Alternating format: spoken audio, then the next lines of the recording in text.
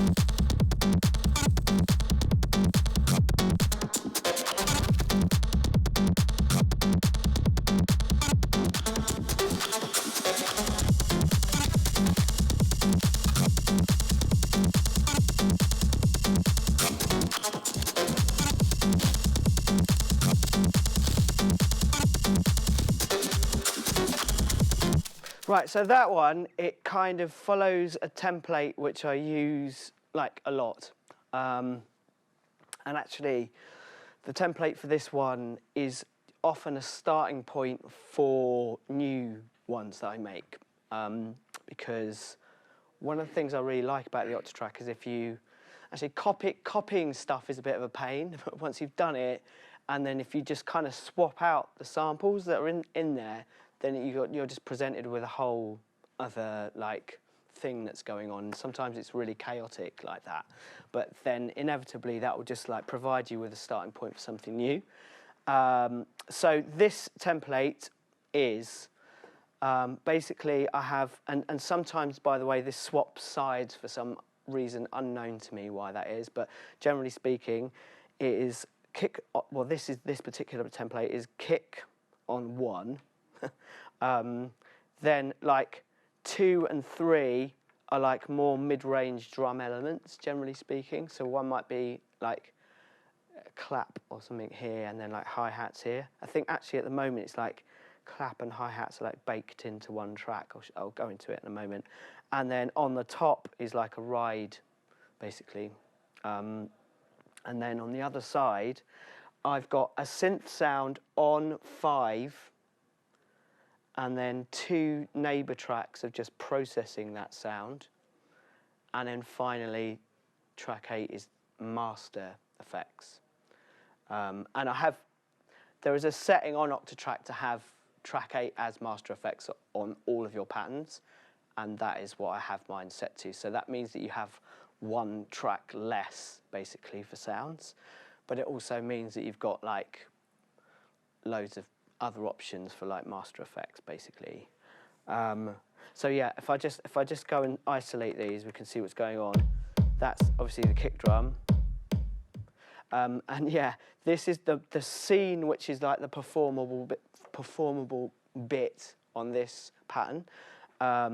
Basically means when I'm going to B, you can see it's just completely fading out the kick. That's basically all it's doing on that one. Let's bring the rest of the drums in. And then as I bring it up,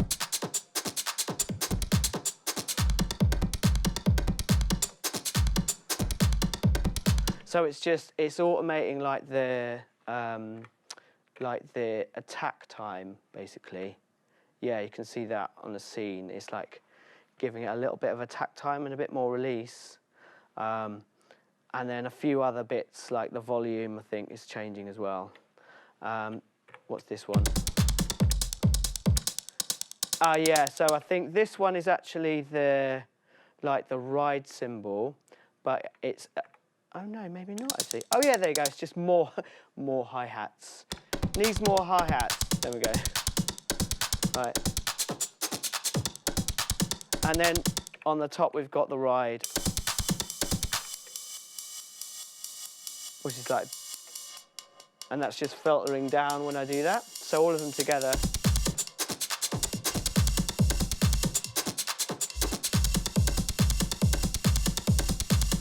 Right, so that's like all the drums there, 1, 2, 3, 4, they're just drums.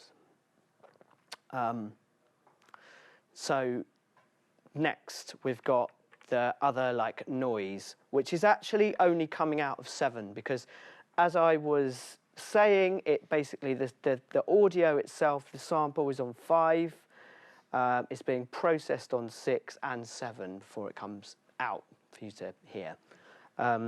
So I'll try and explain what's going on with this sound.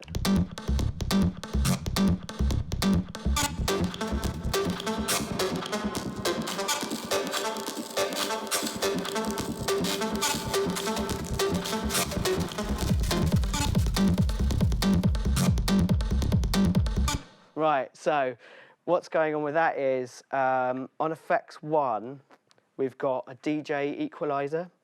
And as I bring up to scene B, you can see it's taking some of the low end out of that. You can hear that being taken out. And then also it's raising the filter on effects 2. So yeah, for those of you who aren't familiar with Octatrack, basically every track can have 2 effects on it. And every track doesn't have to be playing samples, it can just be processing the previous track. They call it neighbour tracks. Basically, the next one down will just be processing.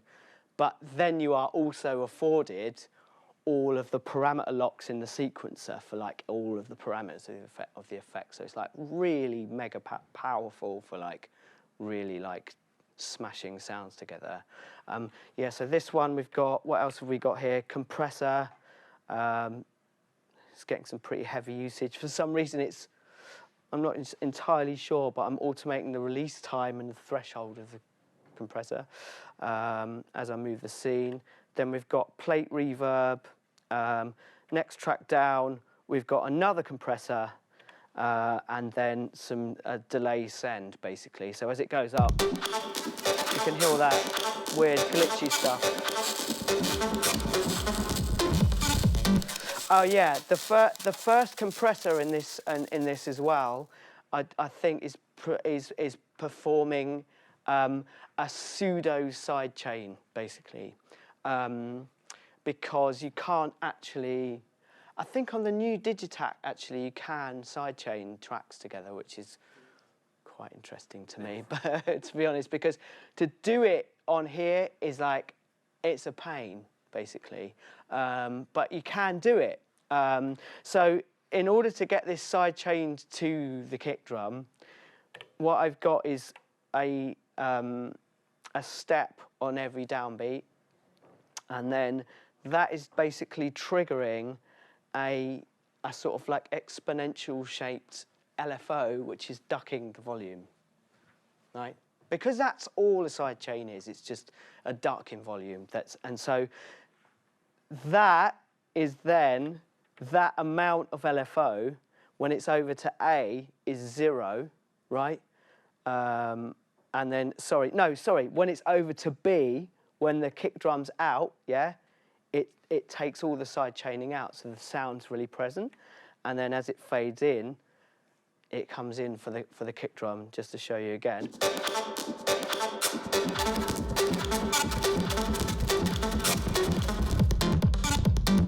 And then it's pumping. So yeah, that took me a while to kind of like actually set that up, and then I do kind of use that as a bit of a template for the techno ones, especially because it's just kind of set there for like a 4/4 pattern, basically. But yeah, for all of its shortcomings in that way, I still quite like the fact that it's a bit of a pain, because you wouldn't be able to do that with a regular sidechain, i.e. just like getting the amount to gradually like fade in and out, you know, or that it makes you sort of think about stuff like that in a way that you might not do if it was like an easier thing to do, if that makes sense. Right, so that's a reasonable like place to show you like one way that I use it.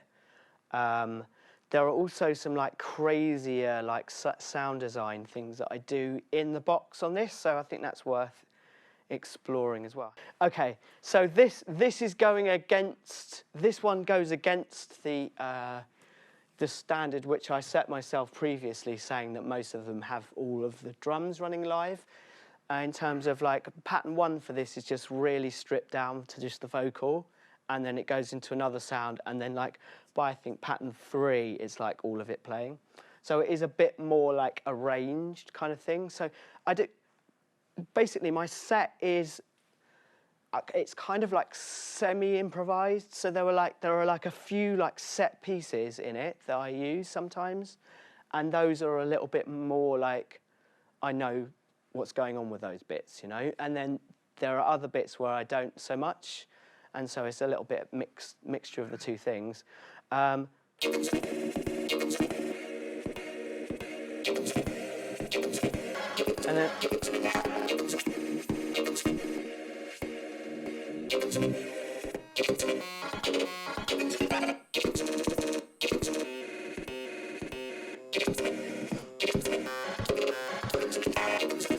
then we've got this one.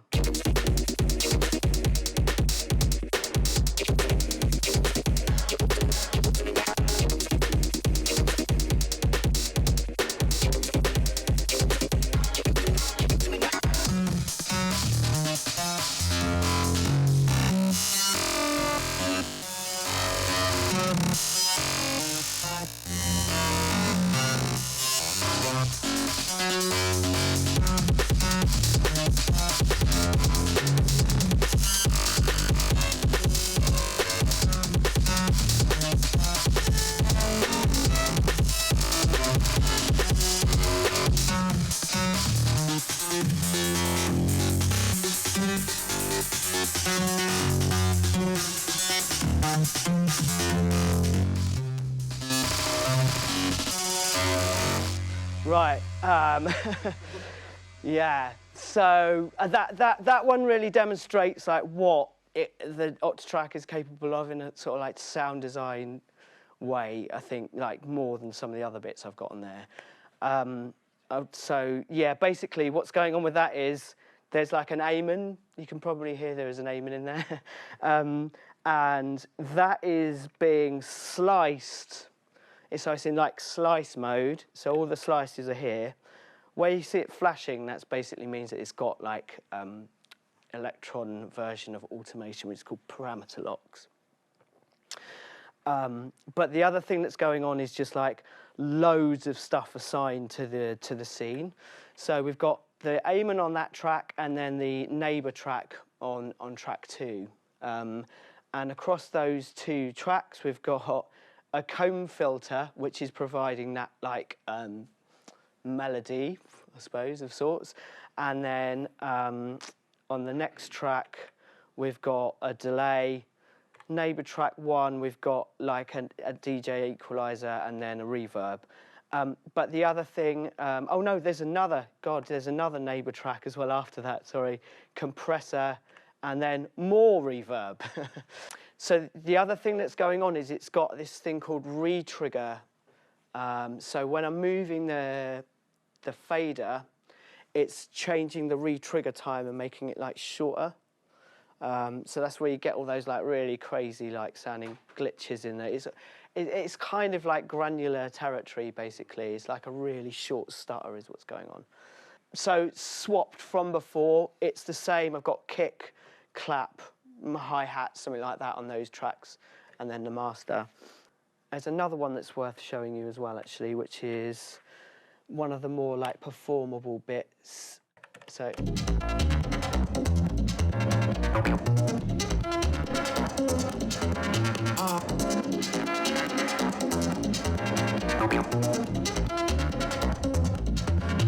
Yeah, so this is the, on this I'm using the freeze delay, which is like a little stutter effect that it does.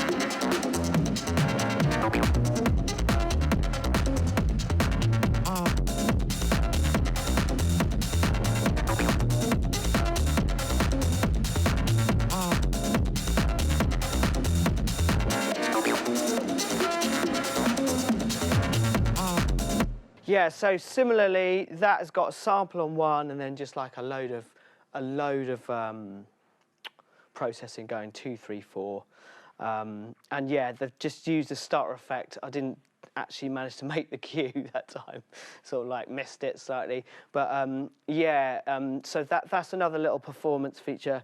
There's one where that goes even more crazy, and that's let's try this one. Oh yeah.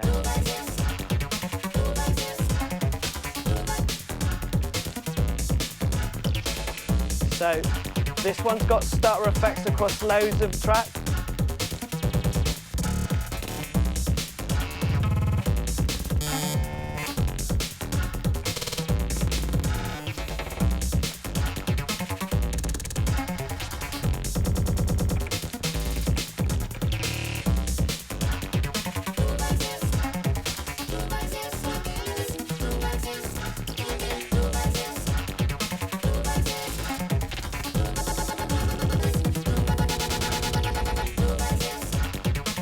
Yeah, so that's pretty fun as well. Yeah, so it's like one of the settings on the Octatrack is like it's got it's basically it's one of these things. It's got more hidden features than I care to sort of like really. I still discover things about it that I didn't know, and that's like 10 years of owning it. So it's really. I mean, there's still actually nothing quite like it on the market, which is quite mad. It doesn't seem to have a sort of a rival in terms of the depth, I don't think, really. Yes? How long do you reckon it took you to get your head around it? Because I know people who've got one. Honestly, I spent the first year like threatening to sell it like for the whole year. And then I don't know, after a while, it just like muscle memory just sort of kicked in. I think the important thing about it really is to decide what it is you want to achieve with it. That's really important because it can do so many things that I think you could get a bit lost in like just trying to learn everything it does, whereas maybe it's better to just go, right, I want to do this. Like, how do I get there, you know? And then just like sort of make your system around that. Like, for example, I don't really use any of the live sampling features on it at all. And it does loads of that as well. I mean, it's really I know people that only use it for that, you know? But for some reason that doesn't really, I don't know, that doesn't really gel with the way that I perform, sort of thing. So I know how to do them, sort of, but I just don't even touch that side of it. So I'm just like playing audio, basically, like pre-prepared audio. But I mean, you could use it for like, I don't know, you could use it for just like a live effects box if you wanted, or you could use it for DJing if you really wanted to. You could actually use it to like DJ tracks. It'd be a pain, but you could do it. So there's more like breaksy stuff on here as well, which is, so yeah, I mean this sort of shows you a bit more of like how you could sort of perform with the scenes, because every time I turn it, it just messes everything up.